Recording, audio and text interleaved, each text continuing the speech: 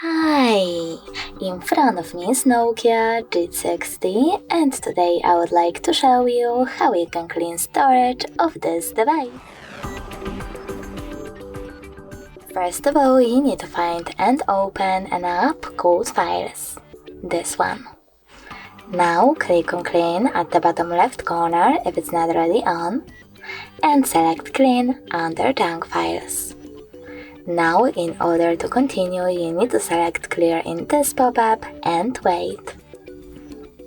And as you can see after that, all my junk files were successfully cleaned. Thanks so much for watching. If you enjoyed this video, smash that like button, comment, and definitely subscribe. Bye!